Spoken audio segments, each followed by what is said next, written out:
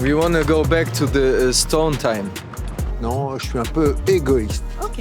En mode, si vous le faites pas, vous disparaissez. C'est un art de vie qu'il faut redécouvrir et qu'il faut quand même changer un peu notre mode de vie pour être un peu plus en phase avec ce défi. Ok.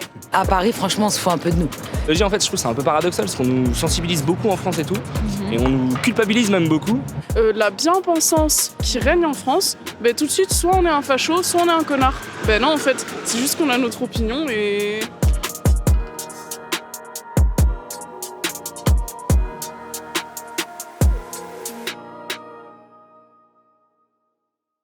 Vous savez, aujourd'hui, il y a un grand mouvement de protection de l'environnement. Comment vous voyez ça, vous ? Oh, je peux pas vous le dire. Ah bon ? Mais si vous pouvez tout me dire. Je peux vous le dire. Ouais. Excusez-moi du terme, je suis un vieux con, je suis égoïste. Je pense qu'à moi. Et donc ? À mon plaisir, je regarde ce qui me plaît. Puis Ok. voilà. Donc vous êtes pas dans la défense ? Non. Ok. Donc vous regardez ça de loin, par exemple tous les jeunes qui sont activistes. Voilà, qui aiment la nature, tout ça. Moi, j'ai passé les 3/4 de ma vie. Maintenant, je suis un peu égoïste. Ok. En fait, c'est un mouvement qui consiste à essayer de sauver notre planète parce qu'on est un petit peu dans une situation compliquée et ça n'arrivera pas.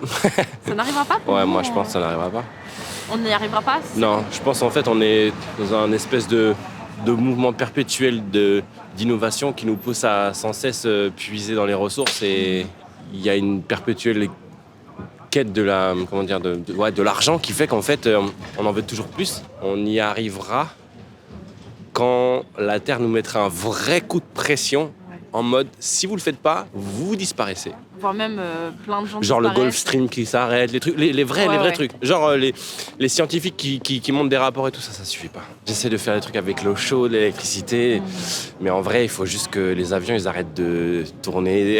Enfin, ouais. Là, le fonctionnement normal de l'humanité, c'est pas compatible avec l'écologie. Et je pense que c'est mettre des pansements sur une hémorragie, quoi.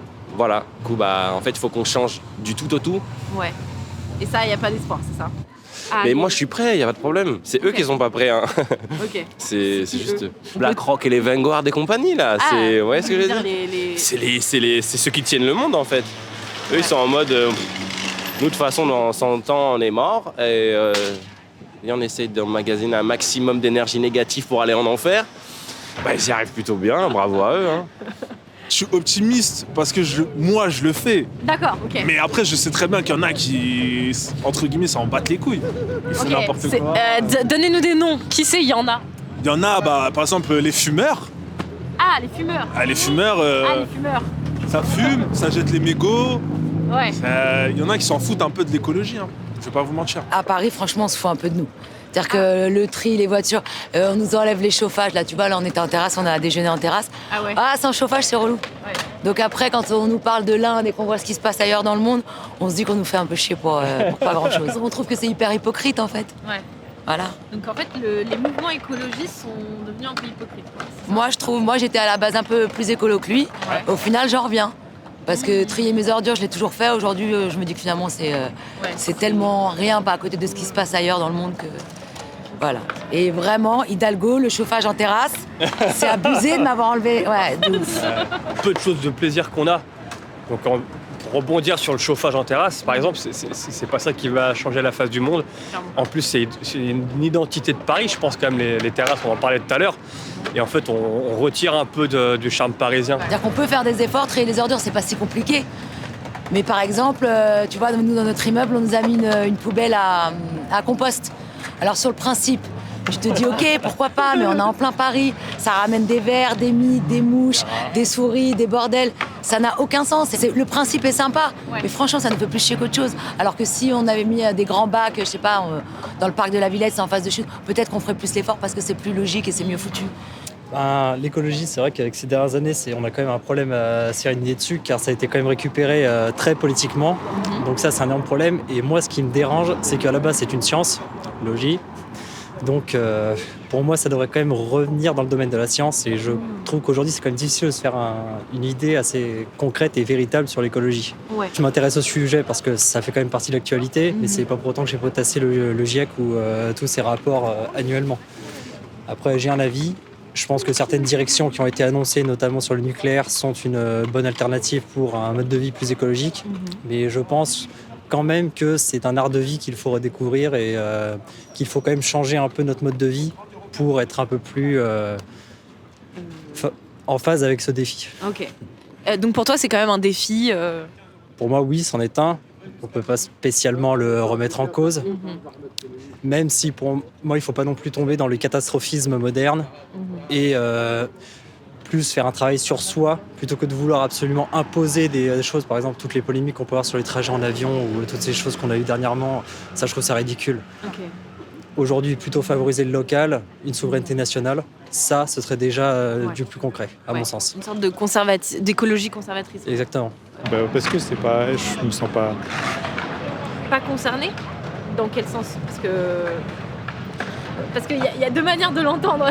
Soit vous n'êtes pas humain, soit c'est parce que vous pensez que c'est idéologique. Enfin, vous voyez, on peut creuser dans tous les sens. Voilà, je pense que c'est aussi un phénomène naturel, donc je me prends pas la tête avec ça. Ok, d'accord. Ouais, donc vous pensez que c'est plutôt que c'est pas forcément que l'humain qui est responsable de ça? Non, exactement. Ok, c'est intéressant.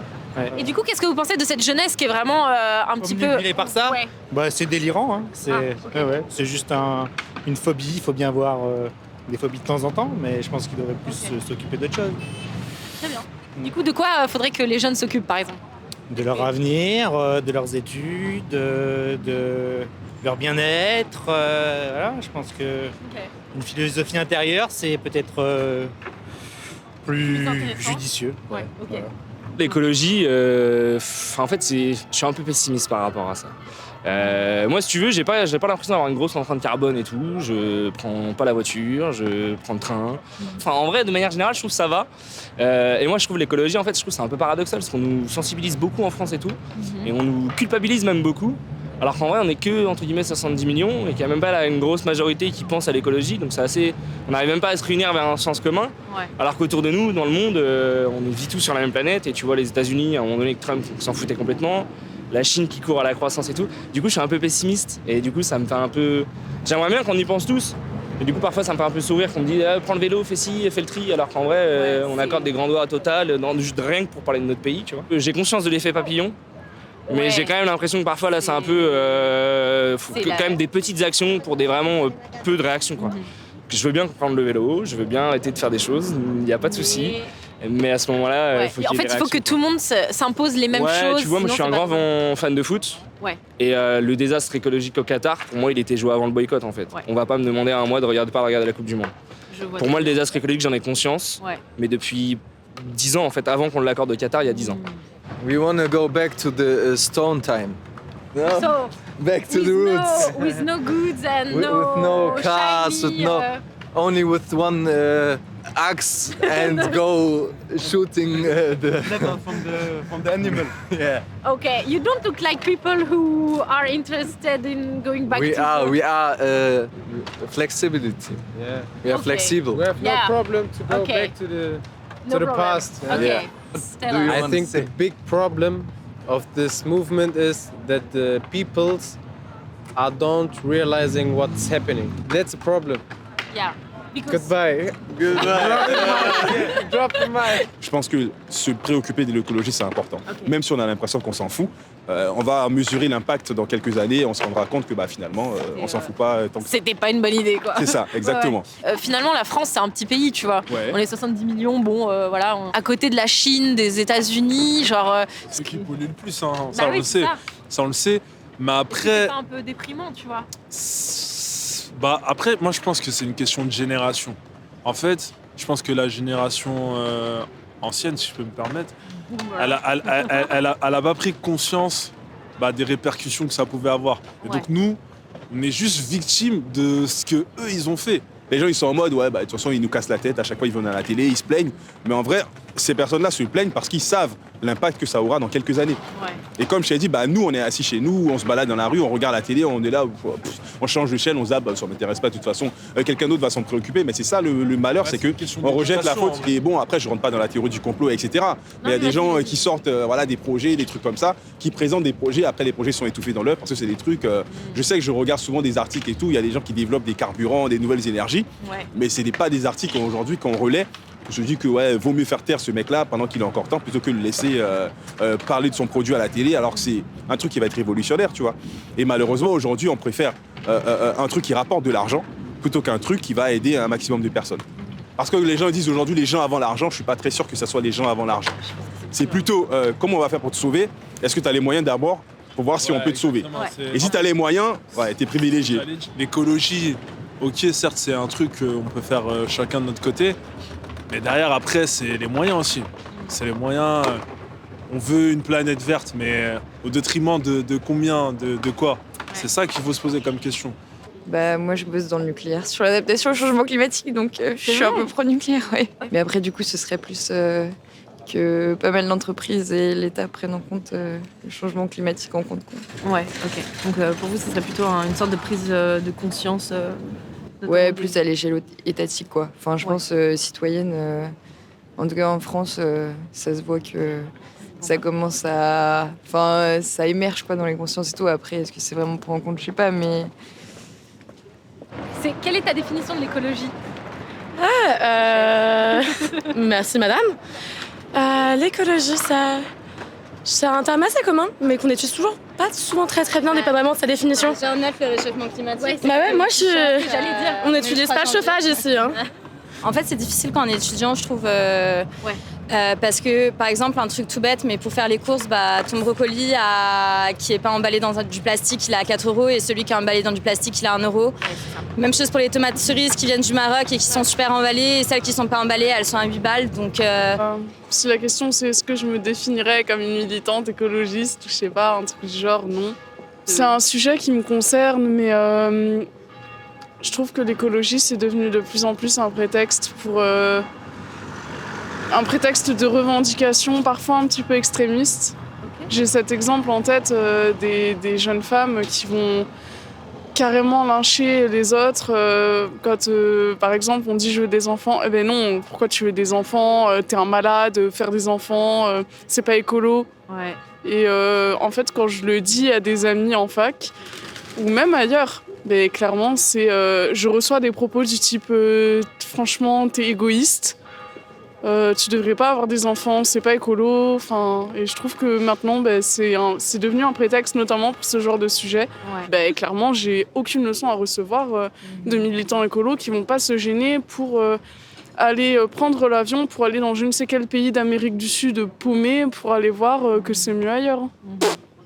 Ou qui mangent des avocats. Ou qui mangent des avocats, ou alors du houmous acheté à la Biocoop, alors que le houmous il est fait je ne sais comment, ou qui alors vont se dire écolo mais vont porter des Nike. Ouais. Je trouve qu'on vit dans une société maintenant qui est totalement anesthésiée, où on n'a plus le droit de rien dire, et quand on n'est pas d'accord avec la bien-pensance qui règne en France, tout de suite, soit on est un facho, soit on est un connard. Non, en fait, c'est juste qu'on a notre opinion et... Il a le droit, elle a le droit d'être exprimée. Enfin, okay. Je sais pas.